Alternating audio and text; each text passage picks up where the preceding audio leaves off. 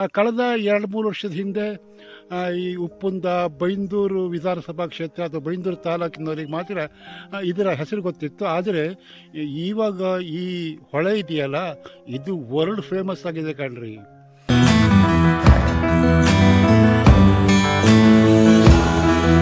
ಈ ಪರಿಸರದ ಶಾಸಕರೊಬ್ಬರು ಶಾಸಕರಾದ ನಂತರ ಅವರ ಹೆಸರಿನ ಜೊತೆಗೆ ಇದು ಸೇರಿರೋದಕ್ಕೋಸ್ಕರ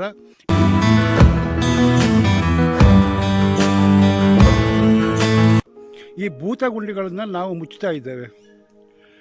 ಹೊಳೆಯ ನೀರು ಹರಿದೇ ಇದ್ರೂ ಸಹಿತ ಭೂತಲಗುಂಡಿಯಲ್ಲಿ ಮಳೆಗಾಲದಲ್ಲಿ ಬರೋ ತನಕ ನೀರು ಇರ್ತಾ ಇತ್ತು.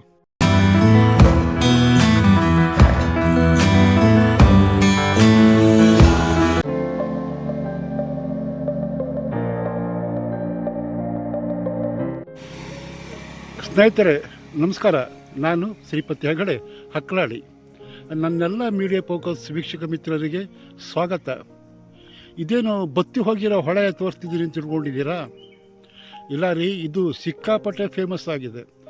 ಕಳೆದ 2-3 ವರ್ಷದ ಹಿಂದೆ ಈ ಉಪ್ಪುಂದ ಬೈಂದೂರು ವಿಧಾನಸಭಾ ಕ್ಷೇತ್ರ ಅಥವಾ ಬೈಂದೂರು ತಾಲೂಕಿನವರಿಗೆ ಮಾತ್ರ ಇದರ ಹೆಸರು ಗೊತ್ತಿತ್ತು. ಆದರೆ ಇವಾಗ ಈ ಹೊಳೆ ಇದೆಯಲ್ಲ, ಇದು ವರ್ಲ್ಡ್ ಫೇಮಸ್ ಆಗಿದೆ ಕಣ್ರಿ. ಇತ್ತೀಚೆಗೆ ಅಮೇರಿಕಕ್ಕೂ ಸಹಿತ ಇದರ ಹೆಸರು ಹೋಗಿ ಬಂತು ನೋಡಿ. ಅಮೇರಿಕದಲ್ಲೂ ಸಹಿತ ಇದರ ಹೆಸರು ಮಾರ್ಧರಿಸಿದೆ. ಆಶ್ಚರ್ಯ ಆಗಿರ್ಬೋದಲ್ಲ? ಹೌದು ಸ್ನೇಹಿತರೆ, ಇದು ವಿಶೇಷನೇ. ಕಳೆದ 2-3 ವರ್ಷದ ಹಿಂದೆ ಇದು ಪರಿಸರಕ್ಕೆ ಮಾತ್ರ ಸೀಮಿತ ಆಗಿದ್ದ ಈ ಹೊಳೆ, ಈ ಪರಿಸರದ ಶಾಸಕರೊಬ್ಬರು ಶಾಸಕರಾದ ನಂತರ ಅವರ ಹೆಸರಿನ ಜೊತೆಗೆ ಇದು ಸೇರಿರೋದಕ್ಕೋಸ್ಕರ ಇದು ಈಗ ರಾಜ್ಯದಂತೂ ಬಿಡಿ, ವಿಧಾನಸೌಧದಲ್ಲಿ ಹೆಸರು ಮುಳುಗ್ತಾನೆ ಇರ್ತದೆ ದೇಶದಾದ್ಯಂತ. ಮೊನ್ನೆ ಶಾಸಕರು ಅಮೇರಿಕ ಹೋದಾಗ ಅಲ್ಲೂ ಸಹಿತ ಇದರ ಹೆಸರು ಮುಳುಗಿದೆ. ಶಾಸಕರು ಅಂದ್ಕೂಡಲೇ ನಿಮಗೆ ಅಂದಾಜಾಗಿರ್ಬೋದು ಯಾರು ಅಂಥೇಳಿ.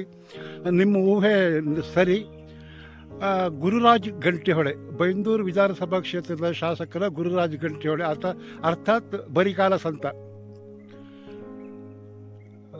ಗುರುರಾಜ್ ಗಂಟಿಹೊಳೆಯವರು ಬೇರೆ ಬೇರೆ ಕಾರ್ಯಕ್ರಮಗಳಲ್ಲಿ ಹೋದಾಗ ಈ ಗಂಟಿಹೊಳೆಯ ಬಗ್ಗೆ ವರ್ಣನೆ ಮಾಡಿದ್ದನ್ನು ನಾನು ಕೇಳಿದ್ದೇನೆ. ಅವರ ಬಾಲ್ಯ ಇದೇ ಪರಿಸರದಲ್ಲಿ ಕಳೆದಿದ್ದವರು.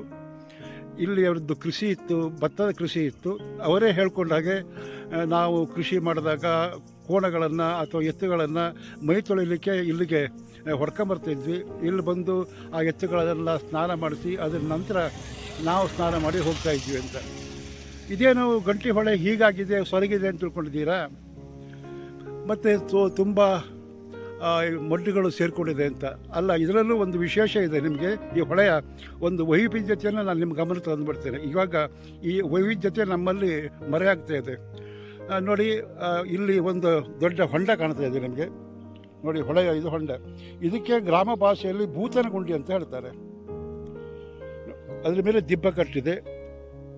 ಸದ್ಯ ಮರಳೋರು ಯಾರು ನೋಡಲಿಲ್ಲ ಅಂತ, ಮರಳು ಸಿಗುತ್ತೆ ಅಂತ ತೋಳ್ಬೋದು, ಹೇಳಲಿಕ್ಕಾಗೋದಿಲ್ಲ.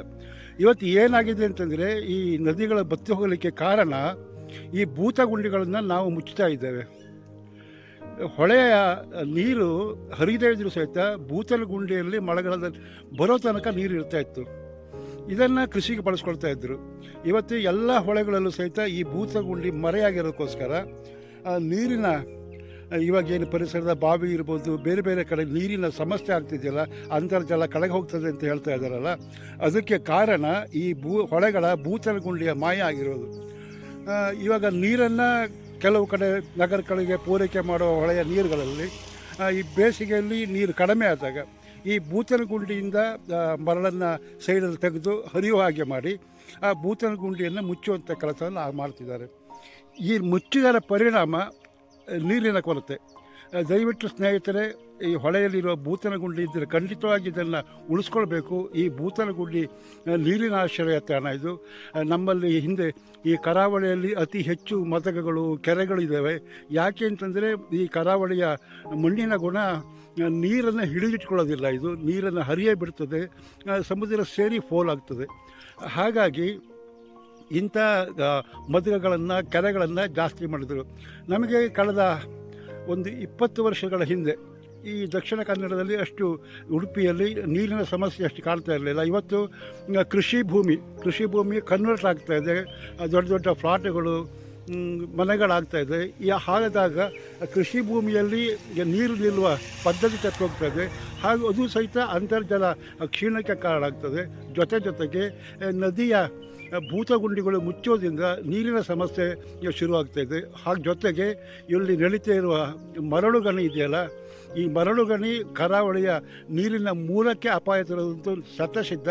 ಮುಂದಿನ ಜನಾಂಗ ಇವಾಗ ಏನು ಅರಬ್ ಕಂಟ್ರಿಗಳಲ್ಲಿ ಉಪ್ಪು ನೀರನ್ನು ಸಿಹಿ ನೀರು ಕನ್ವರ್ಟ್ ಮಾಡುವ ಯಂತ್ರಗಳನ್ನು ಬಳಸ್ತಾರಲ್ಲ, ಆ ರೀತಿಯ ಪರಿಸ್ಥಿತಿ ಬರುತ್ತದೆ. ನಾವು ಈವಾಗಲೇ ಜಾಗೃತರಾಗಿರಬೇಕು. ಸ್ನೇಹಿತರೆ, ಈ ಹೊಳೆಯಲ್ಲಿ ಇರುವ ಈ ಗುಂಡಿಗಳಿಗೆ ಭೂತನ ಗುಂಡಿ ಅಂತ ಹೆಸರು ಬರಲಿಕ್ಕೂ ಒಂದು ಕಾರಣ ಇದೆ. ಯಾಕೆಂದರೆ ಇದು ತುಂಬ ಆಳ ಮತ್ತು ಆಗ ಅಪಾಯ ಇರ್ತದೆ. ಈ ಮಕ್ಕಳು ಮತ್ತು ಯುವಕರು ಎಲ್ಲರೂ ಈಜಲಿಕ್ಕೆ ಹೋಗಿ ಅಪಾಯ ಸಂಭವಿಸ್ಬೋದು. ಅದಕ್ಕೋಸ್ಕರ ಅದರಲ್ಲಿ ಭೂತ ಇದೆ, ಹೋಗಬಾರ್ದು ಹೊಳೆ ಹತ್ತಿರ ಹೇಳ್ತಕ್ಕಂಥ ಭಯವನ್ನು ಅಲ್ಲಿಯ ಪರಿಸರ ಜನರು ಹಬ್ಬಿಸಿರೋದಕ್ಕೋಸ್ಕರ ಇದಕ್ಕೆ ಭೂತನ ಗುಂಡಿ ಅಂತ ಹೆಸರು ಬಂತು. ಹಾಗಾಗಿ ಇಲ್ಲಿ ಹಿಂದೆ ಈ ಭೂತನ ಗುಂಡಿ ಅಕ್ಕಪಕ್ಕದಲ್ಲಿ ಯಾರೂ ಹೋಗ್ತಿರಲಿಲ್ಲ, ಈಜಲಿಕ್ಕೂ ಹೋಗ್ತಿರಲಿಲ್ಲ.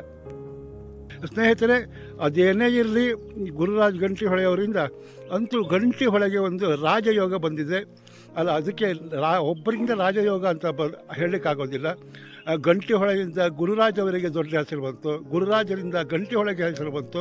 ಅಂತೂ ತೀರ್ಮಾನ ನಿಮಗೆ ಬಿಟ್ಟುಬಿಡ್ತೀರಿ. ಸ್ನೇಹಿತರೆ, ಈ ವಿಡಿಯೋ ಇಷ್ಟವಾದರೆ ಮೀಡಿಯಾ ಫೋಕಸ್ ಚಾನಲ್ ಸಬ್ಸ್ಕ್ರೈಬ್ ಮಾಡಿ, ಲೈಕ್ ಹಾಗೂ ಶೇರ್ ಮಾಡೋದು ಮರಿಬೇಡಿ. ಮತ್ತೊಂದು ಹೊಸ ವಿಷಯದೊಟ್ಟಿಗೆ ನಿಮ್ಮ ಮುಂದೆ ಬರುತ್ತೇನೆ. ಅಲ್ಲಿಯ ತನಕ ನಮಸ್ಕಾರ. ಜೈ ಕರ್ನಾಟಕ, ಜೈ ಹಿಂದ್.